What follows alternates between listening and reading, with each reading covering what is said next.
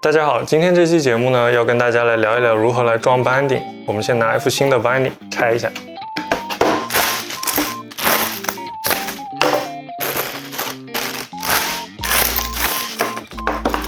好，我们拆下来一副新的 binding 呢，有这个固定器，然后和2个底盘，还有8颗螺丝，然后这个没有什么用。然后这里有这个底座的垫片，我们给它装上。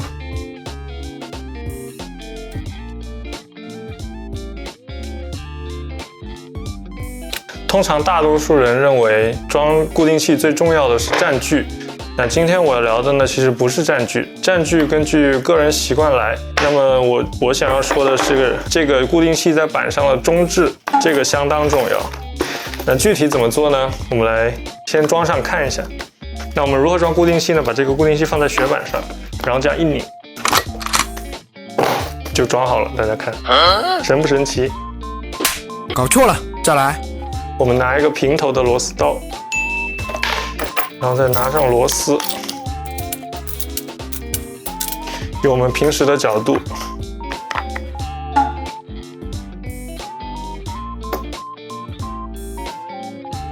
我们用4颗螺丝给固定器装上。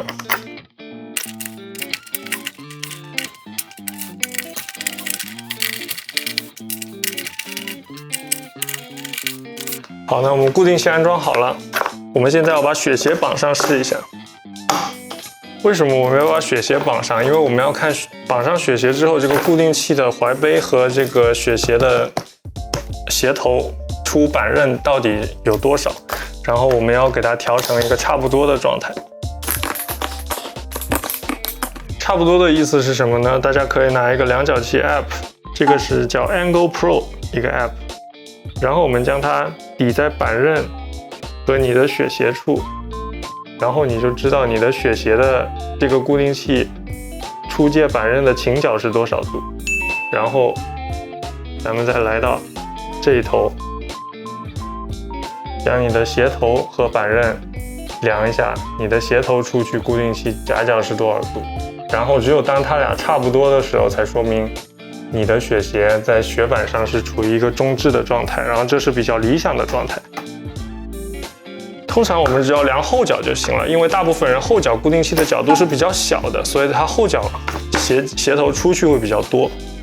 那如果我们哪一侧出界太多呢，我们就需要调整这个底座。大家可以看到固定器的底盘，大家看这个就是固定器的底盘，它有一个箭头表示这个孔位是中置位，然后它可以向这边偏移。如果你把底盘旋转一下的话，也能往另一个方向偏移，这样我们就能造成我们的固定器在雪板上前移或者后移。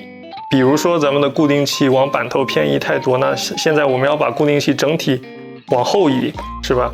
那我们给这个螺丝装到前面这个孔，这样4个螺丝都放到前面一个孔之后，我们就能将这个固定器整体往后偏移1厘米。将它上移2个孔，你的固定器就会往上偏。你也可以把它转180度反过来，然后这是中置位，你可以往下偏。所以这个固定器底盘上这3个孔位是让你做竖向的偏移调整用的，大家一定要灵活运用这个centering 的这个孔位。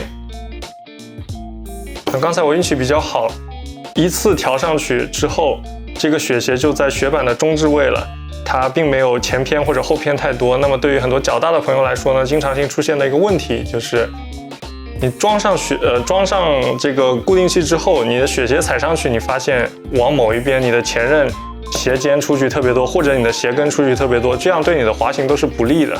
然后你在换刃的过程中，你的雪鞋对雪板刃的施压也是不是最高效的，所以大家一定要花时间去反复调试自己这个固定器，然后根据自己所用的角度，找到自己最合适的固定器的设置的位置。那么今天节目就到这里，大家喜欢的话长按3连吧，谢谢。